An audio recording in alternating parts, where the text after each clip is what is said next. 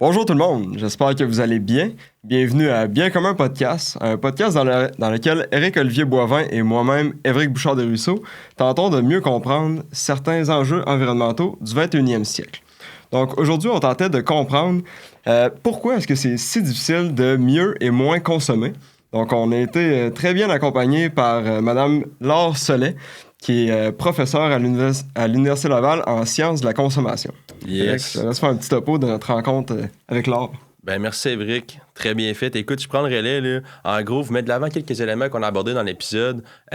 Puis on va vous laisser sur votre foin parce que ça en vaut la peine cet épisode-là. Là. En gros, on a parlé d'abord un petit peu qu'est-ce qui se fait ailleurs dans le monde, tout ce qui touche à la consommation, quels sont les indicateurs qui existent. Fait qu'on a parlé notamment en Europe, ils sont un petit peu plus avant-gardistes à ce niveau-là. Fait qu'il y a des façons d'aller remarquer visuellement avec des indicateurs concrets sur les biens de consommation, c'est quoi justement l'impact des différents biens de consommation qu'on va acheter, que ce soit à l'épicerie, que ce soit d'autres éléments dans notre vie courante.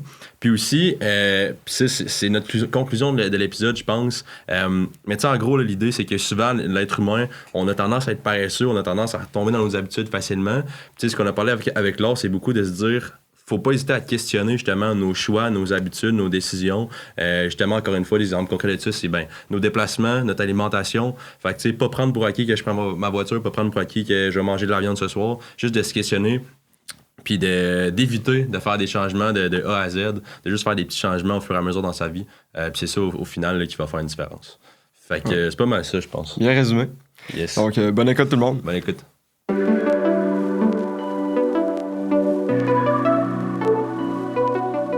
Avant de rentrer dans les détails de notre épisode, nous aimerions prendre un moment pour remercier nos partenaires. Ursé Café est la destination de choix pour tous les amateurs de café. Produit à partir de grains soigneusement choisis et torréfiés à 3800 pieds d'altitude, leur café saura vous charmer. En plus d'offrir un café d'exception, Ursé veille à la durabilité de ses pratiques agricoles ainsi qu'à la rémunération adéquate de tous les parties prenantes de sa chaîne d'approvisionnement. C'est ce qu'on appelle le café équitable. En bref, Ursé, c'est un goût incroyable et un choix responsable. Je vous invite donc à aller visiter leur site web et à utiliser notre code promotionnel BCP10 afin de bénéficier d'un rabais de 10% sur vos commandes en ligne. Merci Ursé et bonne dégustation.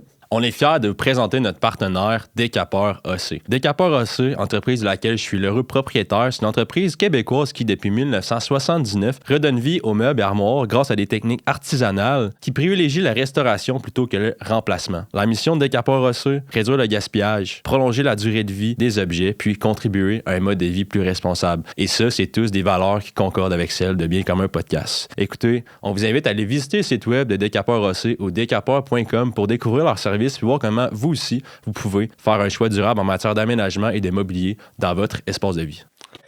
Bonjour Laure Sollet, bienvenue à Bien commun podcast. Bonjour.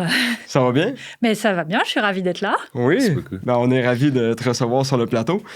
Aujourd'hui, on veut mieux comprendre pourquoi est-ce si difficile de mieux et moins consommer. Donc, ça va être la question directrice pendant l'épisode. Mais tout d'abord, commence par une présentation de toi-même pour qu'on ait une meilleure idée de ton background puis de ton expertise. Oui, alors moi je suis actuellement professeure titulaire à l'Université Laval dans un département d'économie agroalimentaire et de sciences de la consommation. Donc moi je suis experte en sciences de la consommation et je suis économiste. Et donc je travaille sur vraiment les choix de consommation. Et puis juste pour répondre à la question, pourquoi est-ce que c'est difficile, ça fait partie de mes sujets de recherche. Sinon j'ai une formation, donc j'ai un doctorat en économie. Vraiment qui est économie de la consommation. Donc, je m'intéresse à ça. Et j'ai aussi une maîtrise en économie de l'environnement et des ressources naturelles. Donc, ce qui fait que j'ai l'aspect consommation, puis j'ai aussi l'aspect ressources naturelles. Ouais. Voilà. Et puis, je suis aussi ingénieure agroalimentaire. Donc, c'est pour ça que je travaille beaucoup sur les choix de consommation alimentaire. Donc, je vais donner peut-être des exemples sur l'alimentation, mais aussi, je travaille plus largement sur tout ce qu'on consomme, finalement, pas juste des aliments. Super. Bon, bref, ce que j'en comprends, c'est que tu es super compétente pour répondre à notre question guide aujourd'hui. Moi, j'étais curieux d'entrée de jeu. Mettons, au Canada, peut-être au Québec plus particulièrement, on se positionne, par exemple, ailleurs dans le monde, d'autres pays, peut-être d'autres continents, en matière de consommation d'un point de vue général, peut-être aussi faire des parallèles avec l'énergie. C'est ça, est-ce qu'on consomme plus qu'ailleurs, par exemple, par rapport à l'Europe, par rapport à l'Asie? De quelle façon, dans quelle mesure? Oui, alors ça, c'est à la fois une question qui paraît simple, puis en fait qui est très, très compliquée, parce que ça dépend de ce qu'on consomme, évidemment. Donc c'est vrai que l'angle de l'énergie, c'est intéressant de regarder ça par l'angle de l'énergie, parce que y a de l'énergie dans tout ce qu'on consomme. Et là, si on regarde quelle est la consommation des Canadiens en énergie, par rapport au reste du monde, on est plutôt dans la moyenne très, très haute. On consomme beaucoup d'énergie au Canada. Après, il faut regarder quel type d'énergie on consomme. Okay. On consomme beaucoup d'énergie en plus fossile. Aussi de l'énergie hydroélectrique, ce qui fait la particularité du Canada.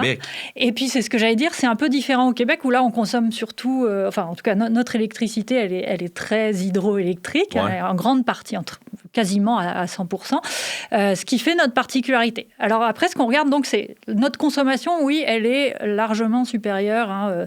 Je crois que c'est un des pays dans lesquels on consomme le plus d'énergie par habitant. Et puis là aussi, il faut regarder ce que ça veut dire. Donc on peut regarder la consommation d'un ménage. Donc, on va regarder combien d'électricité ou de pétrole tu vas utiliser chaque année pour faire fonctionner ta voiture, ta maison, chauffer, etc. Donc ça, c'est un chiffre qu'on a. Mais on voit aussi beaucoup, puis vous verrez peut-être dans l'actualité, on nous dit un consommateur canadien consomme 3 fois plus que la moyenne mondiale. Puis ça, cette consommation-là, elle intègre aussi les activités économiques du Canada. Donc en fait, on prend toute la consommation d'énergie du Canada, puis on divise par le nombre d'habitants. Puis on a 2 trucs, nous, au Canada, qui sont spécifiques, c'est qu'on a une petite population pour un très grand territoire, et on fait beaucoup d'extraction de pétrole, etc., de gaz naturel. Donc ça fait que là, on consomme beaucoup d'énergie, mais intégrant, mais ça comporte, mettons, par exemple, les industries? Oui. Les industries, et puis donc on a quand même un fort secteur pétrolier dans certaines parties du Canada.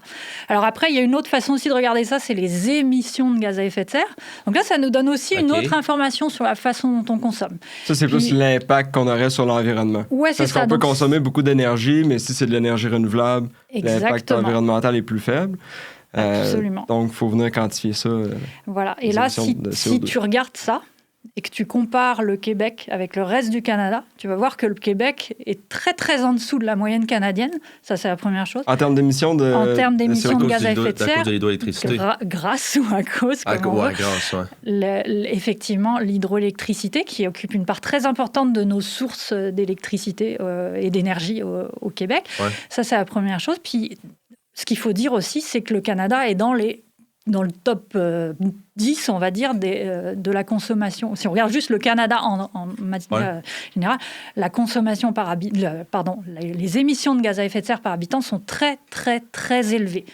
L'Amérique du Nord en manière générale. Donc le Québec paraît un bon élève par rapport au reste du Canada, parce que là, évidemment, on a vraiment un gros décalage. Là, à nouveau, après, on se compare. Par rapport à la moyenne mondiale, même si au Québec, on est meilleur que les Canadiens, on n'est quand même pas bon. Voilà, donc, on est quand même au-dessus de la moyenne mondiale. Il y a des pays dans lesquels il n'y a quasiment pas d'émissions de gaz à effet de serre par habitant, puis nous, on en a quand même beaucoup. Ça serait quel pays, ça? On a-tu un exemple?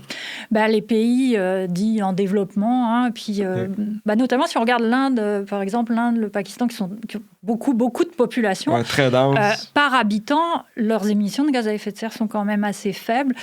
Nous, on a quand même ici... alors, au Canada, c'est vraiment très, très mauvais élève, l'émission de gaz à effet de serre par habitant.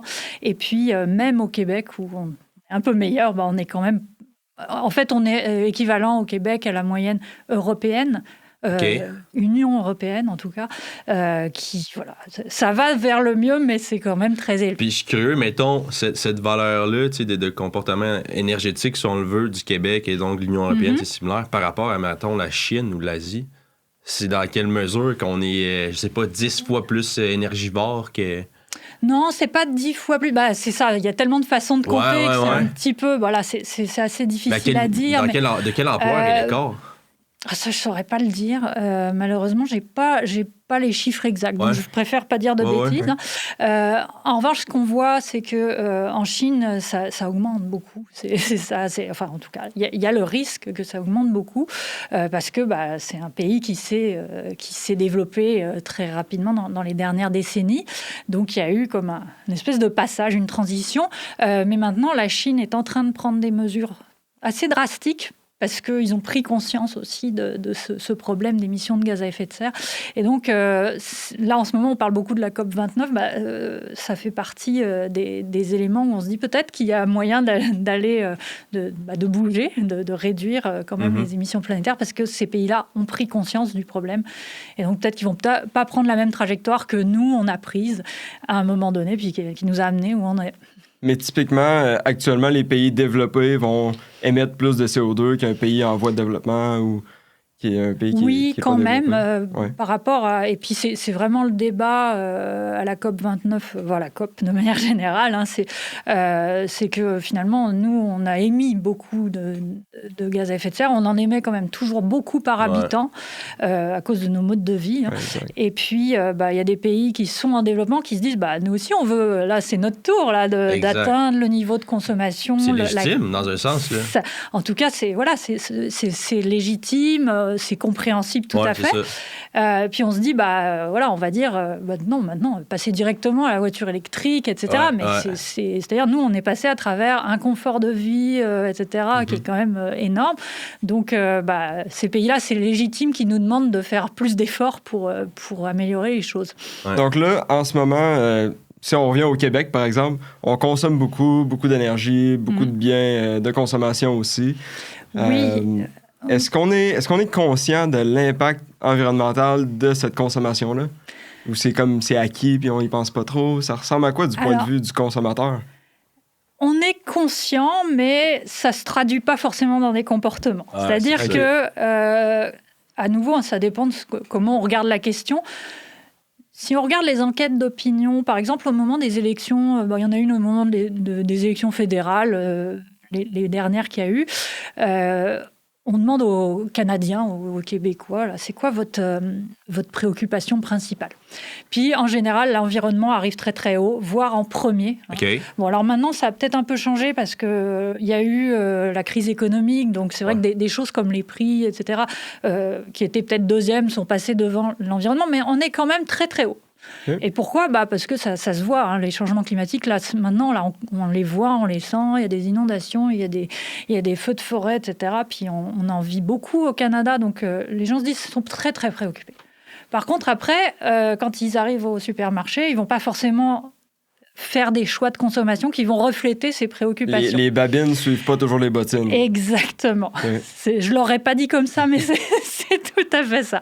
Alors, c'est vrai qu'on peut se dire, les gens s'en moquent complètement. Et puis, en fait, ce n'est pas le cas. C'est-à-dire que la plupart des gens, des citoyens, sont quand même conscients, dans une certaine mesure, qu'il y a un problème et puis qu'il y a des choses qui se passent. Okay. Mais avez-vous des pistes? Qu'est-ce qui peut expliquer justement le fait que, mettons, moi, c'est bon, je suis conscient et sensibilisé à la cause environnementale, mais que ça ne se répercute pas dans mes choix du day-to-day à chaque jour, quotidiennement, dans le fond? Qu'est-ce qui peut faire en sorte qu'il y a un gap, là, il y a une différence entre ces deux éléments-là? C'est quoi les critères de sélection d'un consommateur quand il arrive à acheter quelque chose? Je dirais qu'il y a plusieurs aussi niveaux de réponse. Hein. Là, ce dont on parle là, c'est vraiment... je suis à l'épicerie, puis j'ai le choix entre, mettons, une option qui émet peu de gaz à effet de serre, on va simplifier, puis une option qui en émet beaucoup. Bon. Okay. Puis, mettons de la viande rouge ou de la viande ou du poulet. La viande rouge versus du poulet ou des lentilles. Des lentilles, c'est okay? ça. Ouais. Bon, qu'est-ce qui va intervenir directement dans mon choix? C'est quoi quand vous allez à l'épicerie, c'est quoi que vous regardez? Le prix, certainement. Le prix. Puis vous allez regarder peut-être la date limite de consommation. Donc des trucs très observables directement, faciles à évaluer. Okay, ça, c'est la première chose. Puis qui vous intéresse dans l'immédiat. Par exemple, vous arrivez dans le supermarché, ça sent le steak. Là, vous avez super envie de manger de la viande rouge. Et puis là, votre priorité, ça va devenir les aspects sensoriels, ce que vous avez envie, ce que votre corps vous dit qu'il a envie de manger. Et puis, si le prix vous convient, vous allez prendre ça, puis ça va être ça vos critères. Est-ce que pour autant vous êtes une mauvaise personne qui ne se préoccupe pas de l'environnement? Non, c'est juste que le critère environnement, il est passé un petit peu en dessous du tapis. Alors, on l'explique, nous, en étude du comportement du consommateur, hein, par une espèce... Moi, ce que je dis, c'est un combat à armes inégales entre des caractéristiques qui sont immédiatement disponibles au moment de l'achat. Okay. La viande, je vois qu'elle elle a une belle couleur rouge. Ouais. Je vois son prix, c'est facile, c'est marqué, c'est écrit dessus. Je vois sa date de consommation, je peux tâter, voir ses propriétés. Là, voilà. Ça, c'est facile à évaluer. C'est direct, puis c'est, je dirais, c'est à l'avant de mes préoccupations au moment où je suis en train de prendre ma décision. Et puis, les autres critères, par exemple, l'environnement, mais aussi on peut parler de la qualité nutritive. C'est des choses, déjà je regarde un steak, je ne sais pas moi combien il a émis de gaz à effet de serre. Ça ne se voit pas comme ça.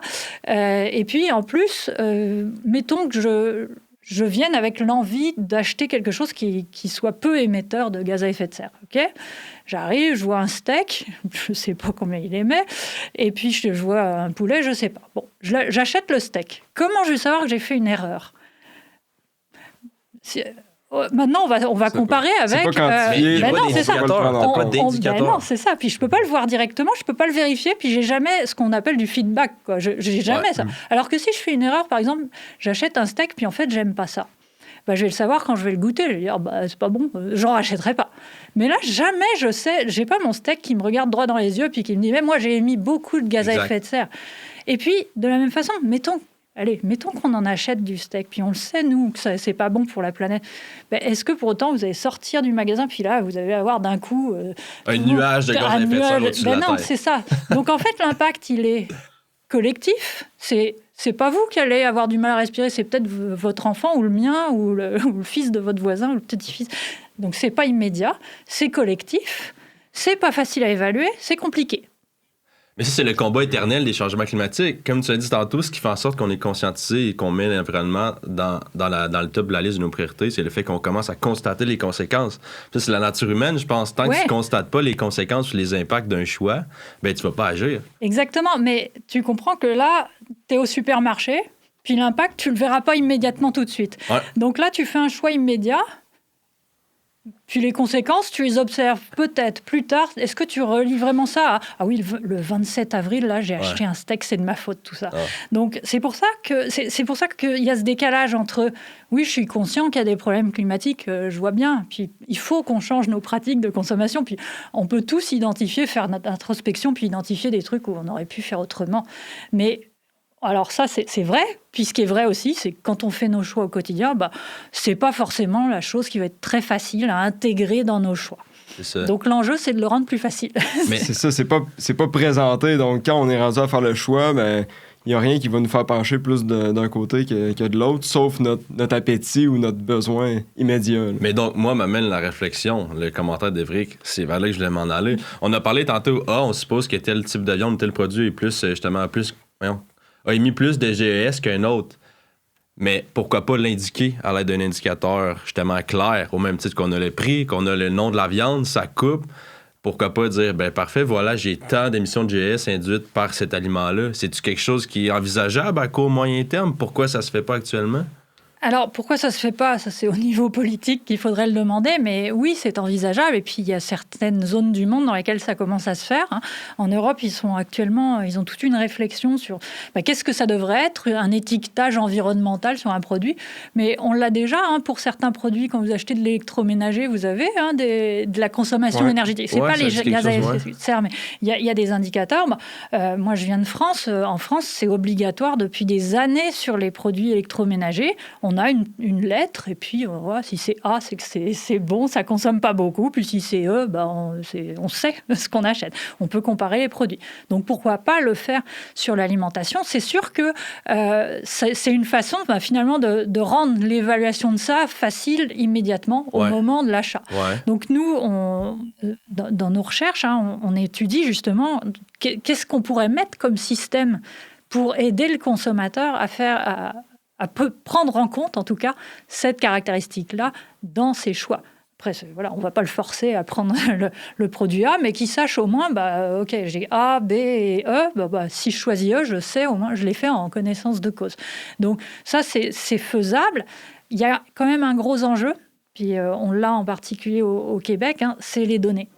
C'est-à-dire que là, on est en train de discuter, on dit oui, viande rouge, etc. On a l'air bien intelligent, là, mais entre le biscuit A, le biscuit B, etc., calculer l'impact environnemental de tout ça, c'est pas si simple que ça. Ouais. Et puis donc, ça coûte cher, ça prend du temps, puis il y a certaines données là qu'on n'a pas. Puis alors, un autre problème là-dessus, c'est que là, on parle beaucoup depuis tout à l'heure de gaz à effet de serre, de GES. Ouais. Il n'y a pas que ça comme impact environnementaux qu'on devrait prendre en compte. Donc, il y a aussi l'eau, la pression sur l'eau, la biodiversité, etc. Il y en a énormément. Lesquels on met? Puis pourquoi on met celui-là plutôt qu'un autre? Moi, je m'appelle l'avocat du diable. Là. Un score, je sais pas, développement durable. Tu sais, une note qui tient compte, qui est simple pour l'acheteur, qui tient compte de toutes ces sphères-là. Puis là, je vois déjà l'enjeu justement des données, de comment on calcule ça, de combien ça va coûter. Puis là, après ça, je me dis, justement, si tu légifères en ce sens-là, tu l'obliges. Moi, c'est comme un plan merveilleux dans ma tête. Là. Alors, y a la réponse à cette question-là, les Européens sont plus avancés que nous sur la chose. Donc, ils ont collecté plus de données depuis plus longtemps. Et ils ont des bases de données dans lesquelles il y a les GES associés à une recette. Tu peux les regarder. Mon couscous, là, j'ai tant de grammes de semoule, etc. Puis, tu peux calculer combien il y a de GES, mais aussi d'autres paramètres. Et puis, le système qui est actuellement en test au niveau français notamment, c'est exactement basé sur cette idée de mettre un score global. Donc on va mettre une pondération pour les gaz à effet de serre. On met une grosse pondération parce que c'est quand même un enjeu immédiat, le changement climatique, mais on en met aussi sur plein d'autres aspects. Mais ça, même ça, en fait, ça fait débat. Parce que, par exemple, ça fait qu'il y a certains produits, mettons des produits bio, des produits locaux, qui n'ont pas un score si génial que ça. Parce que, oui, ils contribuent, par exemple, à l'économie locale, si c'est des produits locaux, ou aux services écosystémiques, etc. Mais dans la pondération qui est donnée pour ces scores-là, on a fait le choix de mettre plutôt en avant certains aspects, par exemple les gaz à effet de serre, que les services écosystémiques, mettons. Pour des raisons tout à fait scientifiques et claires, mais qui ne plaisent pas forcément à tout le monde. Puis c'est vrai que ça dépend de l'angle qu'on regarde. Si on regarde le territoire, par exemple, la protection des paysages, etc., l'élevage bovin, ça contribue. On est pas trop ici, mais en France, vous voyez des vaches dans les champs, ça entretient les pâturages, etc. Enfin bon, il y a tout un tas de bonnes raisons de dire qu'il faut maintenir notre agriculture, et puis c'est important, puis c'est du local, etc. Oui, tout ça est vrai. Mais quand on veut faire un score environnemental, c'est quoi qu'on reflète par ce score? Et pour répondre à cette question, il faut pondérer. Il faut dire, voilà. On va mettre un gros poids au gaz à effet de serre, mettons. On va mettre un plus petit poids à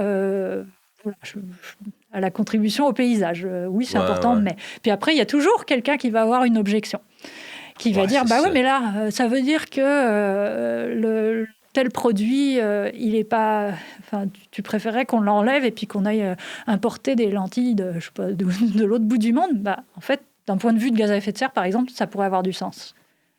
Donc, c'est pour dire que oui, il y a l'aspect scientifique des données, mais il y a aussi l'aspect de débat, et puis à quoi est prête la société. Et puis ça ça va dépendre beaucoup du politique. Puis même là, on parle de venir quantifier ça, puis mettre des pondérations, tout ça, ça peut varier d'un pays à l'autre en fonction des objectifs. Mais même au niveau plus qualitatif, j'ai l'impression qu'on est vraiment déconnecté des aliments et des biens qu'on consomme. On ne sait pas vraiment ça vient d'où, ça passe par où. Je ne sais pas si... c'est clairement un enjeu, là, parce que ça va nous impacter au niveau de notre consommation. Mais est-ce que je suis toute seule à me sentir de même? Moi, j'ai l'impression que le steak que je vais acheter à l'épicerie, c'est juste un steak tombé du ciel. Il est rouge, puis il est beau, appétissant, mais... Tu sais, on le sait pas, on n'a pas en tête l'animal qui se fait trancher la gorge, puis après qui passe à la boucherie. Hier, on a fait une fondue, puis j'ai servi du canard avec des plumes de canard. Il restait quelques plumes. J'avais jamais vu des plumes de canard jusqu'à ce qu'Evric nous en serve. C'est ça qu'il a chassé lui-même. C'est pas normal dans un sens. Là. C'est pas normal d'en servir déjà, mais ça, ça, on a eu le débat longtemps. Oui, c'est normal. Ça, c'était relatif. Ça, c'est tout à fait vrai. Puis tu soulèves vraiment un point qui est très important, c'est que de plus en plus, on constate que les gens sont déconnectés de la production agricole. Si on regarde le pourcentage d'agriculteurs dans la population, il a diminué en chute libre là depuis peut-être la génération de vos grands-parents ou arrière-grands-parents. Ils connaissaient, en tout cas, ils étaient peut-être agriculteurs. Il y en avait peut-être un agriculteur ou au moins connaissait. Il y avait tout leur jardin où il y avait des poules dans leur cour. On était connectés, on allait au moins visiter un cousin à la campagne qui avait une ferme, etc. Maintenant, là, les gens pas beaucoup d'exemples dans notre entourage de gens qui travaillent vraiment, qui ont des exploitations agricoles. Et donc, les enfants, en fin de semaine, on les emmène au centre commercial, on les emmène plus à la ferme chez grand-mère. Ma mère me disait qu'elle grandissait près d'une ferme et qu'elle allait régulièrement. Moi, Absolument. Jamais. Elle me raconte ça, mais moi, c'est pas ma réalité du tout. Ben non, c'est ça. Et puis le Canada, le secteur des services est prédominant dans l'emploi au Canada. Puis comme dans beaucoup de pays maintenant. Donc ça fait que on n'est plus tellement attaché, en tout cas, on n'a plus un lien direct avec la production. Alors, ça fait que, déjà, en partant, on ne voit plus trop cet aspect-là. C'est comme une boîte noire. Là. Donc, quand on interroge des enfants, souvent, ils vont nous dire, on leur dit d'où vient ton chou-fleur, de l'épicerie. Puis ça s'arrête là. Puis, et le lait, ça vient d'où ? D'une usine, éventuellement. Ils vont nous dire ça. Je suppose d'une vache, à quelque part. Encore la vache, quand elle apparaît, on est content, entre guillemets. Donc là, on a un problème majeur qui est qu'il n'y a pas d'éducation alimentaire. En particulier au Canada, d'où je viens, on s'interroge depuis plusieurs années sur le fait de mettre de l'éducation alimentaire à l'école. En disant, on va quand même apprendre aux enfants que les légumes, ça pousse dans la terre, et puis qu'il y a de la transformation aussi, etc., de la cuisine. Au Canada, on est très en retard là-dessus. On y vient, on essaye de faire des programmes d'alimentation scolaire intégrant de l'éducation, mais on est très en retard. Mais pas juste alimentaire. Tu sais, là, on est dans un studio, je pense au micro dans lequel on parle, à tes lunettes. Il n'y a pas grand-chose de fait au Québec. On est étudiant en génie Ça, industriel. Tu sais, je veux dire, même à ça, là, concrètement, c'est quoi l'étape 0, c'est quoi l'étape 1, l'étape 2, c'est quoi les matériaux, avec quoi c'est fait? J'en ai aucune idée, là. C'est qui l'a fait aussi? Dans quel environnement ça a été fait? C'était quoi les réglementations environnementales? Et alors ça, c'est un problème de transparence. Puis moi, je fais des enquêtes auprès des consommateurs. Puis c'est un des problèmes numéro 1. Là. C'est-à-dire que les consommateurs ont besoin d'en savoir plus et qu'on leur dise un peu ce qu'il y a derrière quand ils sollicitent cette information-là. Donc c'est vrai que on parlait de boîte noire, là, elle va effectivement jusqu'à l'industrie et puis les produits, on ne sait pas comment ils ont été faits, par qui, on n'est pas capable, c'est des systèmes mondialisés, donc il y a peut-être un bout du micro qui a été fait sur un continent, puis l'autre bout l'autre, et puis ça a été assemblé ailleurs, puis c'est revenu au Canada. Donc c'est très très compliqué et on est très peu équipé pour savoir ça. Et puis, alors, si je déroule ça et puis qu'on revient aux impacts environnementaux, l'autre enjeu, c'est que finalement, l'impact environnemental de toutes ces chaînes de valeur, de production, il n'est pas du tout reflété dans les prix de quoi que ce soit qu'on achète. Donc, c'est ce qu'on va appeler, nous, en économie, une externalité. C'est-à-dire, vous faites une transaction, je t'achète une pomme, et puis l'impact environnemental de la pomme n'est pas inclus dans la transaction. C'est externe. Donc, mettons que tu es hyper pollué la planète en fabriquant la pomme, tu me la vends, je ne paye pas cette pollution, c'est quelqu'un d'autre qui va la payer, la société, en fait. Puis, ça coûte toujours moins cher de ne pas accorder d'importance à l'environnement. Exactement. Donc ça c'est aussi une autre solution, enfin en tout cas une autre piste qui est évoquée et puis étudiée pour finalement, on parlait tout à l'heure d'impacter les consommateurs et puis de les aider à faire des choix plus éco-responsables. C'est une des pistes aussi, c'est est-ce qu'on ne pourrait pas remettre dans le prix des choses, alors, un peu comme la taxe carbone au final. La taxe carbone, oui, finalement, elle contribuerait à faire ça. C'est-à-dire que finalement, ce que je suis en train de dire, c'est qu'on ne paye pas assez cher nos biens de consommation. C'est pas ce qu'on a l'impression en ce moment. Je ne vais pas être très populaire à dire ça, mais c'est pourtant la réalité en termes environnementaux. Si on devait payer tout ce qu'on coûte vraiment en termes environnementaux, par exemple dans nos aliments, mais dans tous les produits de consommation, on paierait beaucoup, beaucoup plus cher. Puis ce coût-là, il existe. C'est-à-dire le prix, par exemple, la pollution de l'eau, de l'air, etc., ça a un coût sociétal. La pollution de l'air tue beaucoup. ça coûte des frais de santé, etc. On le repaye d'une façon. Mais justement, mettons que j'ai un verger, là, c'est moi là, qui est devant la pomme. Là, puis moi, je me dis, pour moi, le développement durable, c'est important pour moi, ça fait partie de ma marque. Donc, je veux charger à mon client l'impact environnemental. Donc, je vais être plus cher que les autres, mais c'est correct que je m'assume. Mais je veux dire, moi, j'ai un verger. Là. Je le calcule comment, mon impact environnemental? Ben oui, c'est ça qui est difficile. C'est qu'on a organisé finalement toute notre vie en se disant ouais, ça c'est un peu, on va pas en prendre, on va pas en tenir compte. Et c'est pour ça que finalement il y a besoin d'une intervention. Par exemple, au niveau gouvernemental, disant, OK, bon, on sait qu'un verger, ça coûte environnementalement tel niveau de GES, mettons. Ce niveau de GES, tu l'as produit, tu as fait tant de pommes par an, ça nous a coûté tant en GES, là, on te le taxe. Okay. Puis là, tu vas finalement le répercuter sur les prix. Donc, c'est un petit peu... J'ai super simplifié le truc, mais c'est un petit peu le principe. Mais là, actuellement, si tu veux, tout ce qu'on émet, etc., comme pollution de l'air et tout ça, c'est gratuit. C'est gratuit, mais il n'y a rien de gratuit sur cette terre. Il y a le niveau pollution, puis il y a aussi l'impact sociétal puis social. Absolument. Je repense à notre épisode avec Abby Marino sur l'industrie de la mode. Abby nous a dit exactement la même chose. Là. C'est pas normal qu'on paye un vêtement $5. Là. Ça a été fait. Il y a eu beaucoup de temps de mis pour faire le vêtement. Absolument. Et au final, ça nous coûte $5. Ça fait aucun sens. Et il y a eu le débat également. Moi, ça m'évoque aussi le débat qu'il y a eu récemment dans la ville de Québec sur la taxation des immatriculations et tout ça. Puis il y a eu quand même des données qui sont sortis à ce moment-là pour dire, effectivement, quand on roule avec une voiture sur une route, on coûte en fait beaucoup plus cher que ce qu'on paye. Ouais. Et ça, il n'y a pas de raison que ça soit juste le transport en commun, mettons, qui paye ça, qui assume ce coût. Donc c'est vrai que ça, c'est des débats de répartition des coûts, finalement, qui sont très actuels, parce que pour le consommateur, on le disait au début, quand on fait un choix au supermarché, ce qu'on regarde, c'est le prix, entre autres. C'est sûr que le prix, s'il intègre davantage le coût environnemental, ça va changer la donne, ça va changer les prix relatifs. C'est-à-dire que mes lentilles de tout à l'heure, là, elles vont coûter relativement moins cher par rapport au bœuf si j'intègre dans le bœuf tous les impacts environnementaux.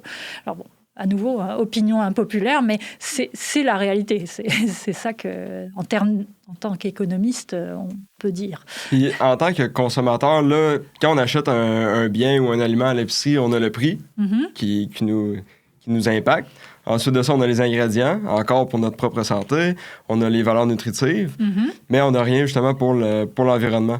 Mais est-ce qu'il y a d'autres choses qu'on pourrait regarder qui pourraient nous permettre de dire, faire un choix plus environnemental, mettons, comparer, je sais pas moi, un casseau de bleuet avec un autre, ou on a-tu des pistes de solutions actuelles qu'on pourrait utiliser? Tu veux dire au niveau de l'information qu'on peut donner, en plus de l'information environnementale? Oui. Ouais. En tant que consommateur, comment est-ce qu'on peut faire un choix un peu plus éclairé? C'est une bonne question, parce que c'est vrai que la durabilité, c'est pas juste l'impact environnemental, n'est-ce pas? C'est vraiment, il y a 3 piliers. J'imagine que vous en parlez dans votre podcast. Il y a l'environnement, il y a l'économie, puis il y a la société. Et puis, tu donnais l'exemple des bleuets, c'est intéressant, parce que je ne sais pas si vous vous souvenez, pendant la pandémie, on voyait qu'il y avait un problème de main-d'œuvre. Là, on n'arrivait plus à faire venir la main-d'œuvre, parce que les frontières étaient fermées. On se souvient de ça. Ça veut dire que, en fait, les bleuets locaux, parfois, ils sont... Ce qui n'est pas local, c'est la main-d'œuvre qui est venue pour cueillir ces petits fruits-là. C'est ça que ça a mis en avant, dont on n'était pas forcément conscient. Ou alors, à nouveau, on le savait, mais on le mettait un peu sous le tapis. Alors, ça veut dire que ces travailleurs-là, parfois, ils ne sont pas dans des bonnes conditions. Il y a eu quelques scandales qui sont remontés à ces occasions-là. Et puis, c'est quelque chose qu'on ignore totalement. Quand on fait nos achats, on ne pense pas à la personne qui a cueilli les bleuets, puis on ne se demande pas, mais est-ce qu'elle est assez payée? Puis je pense que, quand je dis ça, il y a plein d'autres exemples qui vous viennent en tête En fait, il y a des humains dans les chaînes de production. Puis ces humains-là, parfois, ils sont mal rémunérés. Puis ça aussi, ça fait la différence. Puis on parlait de la fast fashion là, tout à l'heure. Ouais. Ça, c'est un des éléments. Hein, c'est quand même qu'il y a des pratiques dans les usines qui fabriquent ces vêtements-là, des pratiques humaines qui sont totalement inacceptables. Et ce pilier humain-là, il y a des tentatives de mieux le refléter sur les produits en mettant il y a des labels et des certifications pour dire on a vérifié que telle charte était respectée sur les droits humains. On a été certifié cette filière, etc. Ça commence à sortir. Beaucoup dans la mode. Hein. Sur l'alimentation, j'ai pas trop connaissance d'initiatives comme ça, à part tout ce qui sort, tout ce qui relève du commerce équitable. Donc, commerce équitable, c'est vraiment la rémunération juste des producteurs tout au long de la filière. Donc, quand vous achetez du café, par exemple, c'est l'exemple souvent, un café Urcé, commanditaire justement certifié équitable. Et voilà, donc ça veut dire que on s'engage dans une filière équitable à rémunérer les producteurs convenablement, à hauteur de ce qu'ils ont fourni comme travail, et que ce ne soit pas un intermédiaire, par exemple, le transporteur ou le distributeur qui se fasse toute la marge pour aucune raison. Voilà, donc on essaye d'être juste. Donc c'est quelque chose qu'on va pouvoir voir souvent sur des produits qui, si c'est équitable, ils vont le mettre de l'avant. Voilà, il y a des certifications équitables, commerce équitable. L'une des problématiques, c'est qu'il y en a plusieurs. Donc c'est pas gouvernemental, c'est pas Environnement Canada. C'est pas régi par non, c'est ça. Ouais. Tandis que, par exemple, on parlait tout à l'heure du tableau de valeur nutritionnelle. Ça, c'est Santé Canada. Et puis, il n'y en a qu'un, il n'y en a pas 50. Et puis là, même Santé Canada a dit, ça, c'est pas assez lu par les consommateurs, ce tableau. Donc, on va le mettre en face avant des produits. Je ne sais pas si vous avez vu cette initiative, mais on va avoir une loupe avec, ça va dire trop de gras, trop de sucre, etc., pour aider les consommateurs à utiliser cette information. Donc, parce que c'est aussi un enjeu. On peut avoir plein d'informations sur un produit, mais par où on commence, comment on lit ça. On n'est pas tous des ordinateurs ambulants. Donc, il y a cet effort-là sur la santé et la nutrition. Mais sur le commerce équitable, sur l'environnement, on dirait qu'il y a comme un vide, là. Alors, ce vide, il est occupé par certaines marques privées, certaines certifications privées. Donc, c'est déjà quelque chose, hein, parce qu'au moins, on a une indication, mais... moi, je peux partir ma certification de commerce équitable, vous ne me connaissez pas, puis vous dites, OK, Laure a dit que c'était commerce équitable. Donc, on ne sait pas forcément ce qu'il y a derrière ce processus. Donc, ça pourrait être quelque chose, justement, d'un point de vue gouvernemental, instauré, qui pourrait avoir un impact positif. Là. OK. Puis je suis curieux, là, on a beaucoup nommé l'exemple d'alimentation, là, l'exemple plus récent du vêtement. Mais mettons, moi, là, dans ma vie quotidienne, là, quel secteur de consommation, quel bien de consommation... a peut-être le plus grand impact environnemental. Je sais pas, je pense à ma voiture, je pense justement à ce que je mange le matin, je pense à, je sais pas, les cadeaux que je vais acheter. Quel bien de consommation peut-être ont le plus grand impact environnemental? C'est une question qui n'est pas facile parce que c'est tellement... Regarde, l'alimentation, tu peux avoir si tu consommes que du bœuf ou que de la salade... En fonction de justement l'alimentation de la personne. Voilà, donc c'est un peu pareil pour tout. Hein. C'est-à-dire les autos, si tu conduis un véhicule électrique, ton impact est moins grand. C'est ça. Donc c'est pas tellement là-dessus qu'il faut regarder, mais... L'une des choses quand même qu'on regarde beaucoup, puis qu'on conseille quand même, c'est de regarder notre niveau de consommation. C'est pas tellement... est-ce que tu prends du café bio ou du café pas bio? C'est bien, c'est déjà un pas dans le bon sens, mais les pratiques qui ont un gros impact, c'est consommer moins, réutiliser, moins gaspiller. Réduire, c'est quoi? C'est les trois. C'est réduire, réutiliser, recycler. C'est ça. Absolument. Donc, ces pratiques-là, on sait qu'elles ont un impact. Et puis, je vais te donner un chiffre. Récemment, là, il y a une étude qui est sortie qui a montré que 10% des émissions de gaz à effet de serre au niveau de la planète venaient du gaspillage alimentaire. C'est énorme. Juste du gaspillage alimentaire. Gaspillage alimentaire, ouais. 10% de tout ce qu'on émet. Donc là, c'est quand même là, là, on peut tous travailler là-dessus parce que c'est autant arrêter de manger du bœuf, etc. Parfois, pour certaines personnes, ça peut être un peu difficile. Autant, moi, je connais personne qui est pour le gaspillage. Tu peux demander dans la rue, alors toi, t'aimes ça gaspiller, mais personne n'aime ça.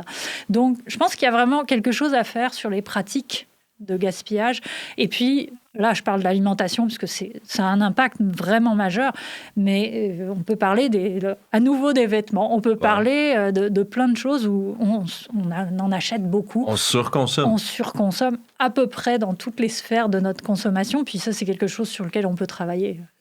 Mais l'alimentation occupe quand même une grande partie. Là. Si le gaspillage, c'est 10%, juste le gaspillage, tout ce qu'on consomme, c'est plus que 10% au moins de ce qu'on aimait. C'est ça, c'est un des secteurs qui a le plus d'impact sur l'environnement. Là.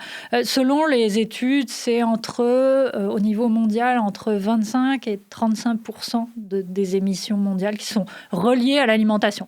Là-dedans, on met tout. Hein. On met les intrants, donc les engrais, on met le transport, on met les pratiques agricoles, on met la transformation, la distribution. Tout ça mis ensemble. Les études disent ça, c'est déjà l'humanité, là, c'est 25 à 30% de ce qu'elle émet. C'est énorme. Donc, il y a des choses qu'on ne pourra pas réduire, hein, mais il y a des choses sur lesquelles on peut travailler. Voilà. Fait que ma prochaine question, je sais pas, c'est plus de la psychologie, mais est-ce que tu aurais des éléments de réponse à ma question? C'est pourquoi, en tant que citoyen, mettons personnellement, pourquoi je vais tendre à surconsommer? Qu'est-ce qui fait en sorte que je surconsomme? On est beaucoup, on est des êtres d'habitude, donc on est entouré d'incitations à consommer, puis on va avoir l'habitude de la publicité. Il y a beaucoup de publicité, il y a beaucoup de, ça c'est sûr, hein, dans notre mode de vie. Notre modèle économique est basé sur ça, la croissance. Alors ça c'est sûr. Il y a aussi, puis ça c'est un phénomène aussi pas si récent que ça, mais en fait, on est dans une économie du temps. Donc, on veut économiser du temps. Voilà, on veut pour faire je sais pas quoi, mais en tout cas, pour faire de plus en plus de choses. Donc, finalement, ce qui a beaucoup de valeur pour nous, c'est tout ce qui nous sauve des efforts.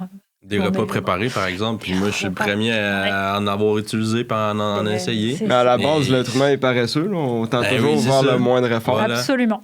Et ça, c'est des choses, on a du mal à échapper à notre nature de ce point de vue-là. Donc, on va beaucoup avoir ce type de consommation qui va nous... On va avoir l'impression que ça nous rend les choses plus faciles. Alors, ça nous rend la vie plus facile, mais en fait, ça va faire de la place pour faire autre chose, éventuellement consommer plus. Donc, on est un peu pris dans une spirale. C'est ça. Puis, il y a aussi pas mal de personnes qui disent, qui ont cette posture de dire il faut la décroissance, la déconsommation, etc. Alors, c'est sûr que c'est une réaction à ce qu'on vient de dire tout à l'heure. C'est allez, on va culpabiliser les gens, puis on va dire effondrement, etc.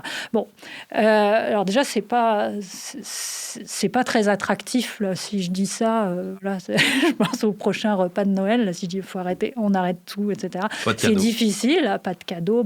Il y a des gens quand même qui adoptent des pratiques où ils disent on va moins s'en faire, etc. Mais c'est ce que je dis, c'est une question de mesure, quoi. Mais en tout cas, ce qu'on montre, ce sur quoi je voulais insister, c'est quand même que dans notre société là, il y a comme un rejet, il y a comme un blocage, c'est-à-dire que on a une partie de la population, puis c'est une partie de la population qui grossit en termes de pourcentage de la population, qui va se dire, là, le morceau est trop gros. Okay, on voit le changement climatique qui arrive, ça nous arrive dessus, on sait pas quoi faire, puis donc on va se bloquer. Et puis on va rien faire. On se met la tête dans le sable, puis on se met la tête dans le sable, puis on arrête. Puis ça, c'est vraiment une réaction de ne pas choisir. Ne rien faire. C'est comme, OK, mon cerveau se met en off. Puis ça, c'est vraiment intéressant parce que les neuroscientifiques, alors je ne suis pas neuroscientifique, mais je vous résume une étude avec mes mots. Ils ont calculé comme ça, avec de l'imagerie. Ils ont regardé un peu ce qui se passait en donnant des tâches de choix. Alors, tu as à choisir entre 2 options, puis on t'en présente après 3, puis tu dois faire un choix, puis, etc. Puis regarde jusqu'à combien on est capable de faire des choix. Puis il y a un nombre de choix où là, le cerveau dit je choisis de ne pas choisir. Là, j'abandonne. Donc, et puis, je pense que en fait, ça arrive assez souvent. Et ce que j'essayais de dire tout à l'heure à ce propos, c'est qu'il faut faire très attention à ne pas enfermer les gens dans cette situation-là. À dire, voilà, on est submergé de trucs, on va rien faire. Ou les messages moralisants, oui, tu devrais pas faire ça, etc. Ben, en fait, on voit, et puis on le voit monter dans les sondages, une partie de la population qui dit « Ok, stop, là, ça suffit.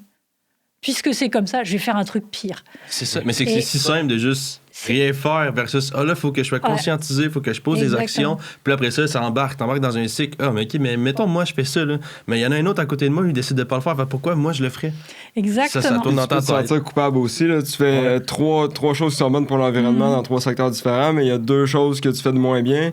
Là, tu te sens coupable ou quelqu'un va te faire un commentaire.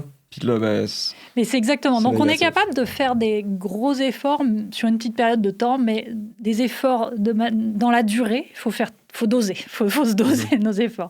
Regardez, par exemple, si je sais pas si dans votre entourage, vous avez des personnes qui essayent de faire des régimes, puis s'ils partent trop fort, en se disant, bon, allez, à partir d'aujourd'hui, j'arrête de tout manger. Ils y arrivent. Que ça marche. Voilà, ça marche un temps, puis après, un jour, ils craquent. Puis ce jour-là, ils consomment 10 fois plus que ce qu'ils auraient consommé s'ils avaient... Exact. Donc, c'est un peu la même chose, là. C'est notre régime, là, sur la consommation. Il faut qu'on le dose, parce que sinon, on va perdre la moitié de la population qui va dire « Non, moi, là, laisse tomber, moi, je démissionne, finalement. » Mais pour conclure, je trouve ça intéressant, ce que tu dis. Parce qu'il n'y a pas de mettre, mettons, quelques points de l'avant. On ramène notre question initiale, tu sais, comment mieux et moins consommer. Mettons, je sais pas, quelques éléments avec lesquels on peut repartir concrets. Comment je peux mieux et moins consommer en tant que citoyen? Je dirais déjà, regarde ton gaspillage, regarde tes pratiques. Dis-toi, peut-être que l'une des choses avec lesquelles tu peux repartir, c'est de te dire, le choix, c'est pas forcément option A versus option B. C'est peut-être de ne prendre aucune de ces options, puis est-ce que j'ai vraiment besoin de cette chose-là? Intéressant. Donc ça, c'est vraiment une chose. Puis l'autre piste, c'est de se dire, parfois, au contraire, qu'on a un choix alors qu'on pense qu'on n'en a pas. Par exemple, pour faire moi, j'ai fait des enquêtes sur les trajets courts, la mobilité courte, mettons dans les 2 km autour de ta maison. Pourquoi tu prends ta voiture? Tu prends ta voiture parce que tu as l'habitude de prendre ta voiture. Exact. Puis ça, c'est vraiment ancré dans nos processus de décision. On est très, très adepte de l'inertie. L'habitude, le par défaut, ça marche à fond. Si un jour je te dis, oui, mais là, tu sais que tu aurais pu prendre ton vélo s'il fait beau, ou tu aurais pu y aller à pied, puis je te dis, tiens, tu vois, tu avais un choix, en fait. Ouais. Là où tu n'en imaginais pas. C'est vrai. Et il y a pas mal de situations comme ça. Là, tu peux faire l'analyse dans ta vie, autour de toi. Il y a certaines choses que tu fais parce que tu penses que tu n'as pas le choix. En fait, parce que tu ne penses pas. Tu te dis juste, je le fais, c'est comme ça. Mais dis-toi, il y a peut-être des alternatives. C'est de remettre en question ce qui nous semble évident puisqu'on a l'habitude de faire. Est-ce qu'il existe une option éco-responsable? Puis je te parle pas de construire un tramway autour de ta ville parce que c'est pas toi qui vas faire ce choix-là. Ça, c'est le choix du gouvernement, etc. Donc là, je dis pas t'as pas pris le tramway parce qu'il n'y avait pas de tramway. Donc voilà, on se ferme. Mais là, c'est OK, tu as un petit trajet. Est-ce que tu as d'autres façons de le faire? Et puis, si la réponse est oui, dis-toi, tiens, pourquoi je ne le fais pas? Puis après, voilà, en faisant un peu finalement, c'est une espèce d'audit là, de tous les choix qu'on fait dans la vie, de tous les comportements qu'on a. Il y en a certains, c'est difficile de les changer, puis je ne commencerai pas par là. Mais ceux qui sont très simples et qui sont faisables, autant y aller. Comme l'alimentation, comme ses déplacements. L'alimentation, voilà, rajouter des petites choses de temps en temps, puis y aller comme ça. Un changement d'habitude graduel. Voilà, et puis surtout de prendre le temps d'y penser et puis de se dire, OK, je vais réfléchir à mes pratiques, puis sans être dans la culpabilisation, parce que voilà, aujourd'hui, tu as emballé ça de ton truc dans un ziploc et pas dans un papier de cire. Ça arrive, et puis vaut mieux faire des efforts qu'on est capable de maintenir dans le temps, plutôt que de faire des trucs là, drastiques. Allez, on arrête tout, et puis non, c'est beaucoup plus difficile. Merci beaucoup, Laure. C'est très intéressant. Ça m'a fait plaisir. Merci beaucoup. J'espère avoir répondu à vos attentes et à vos questions. Même plus. Merci beaucoup. Parfait, merci.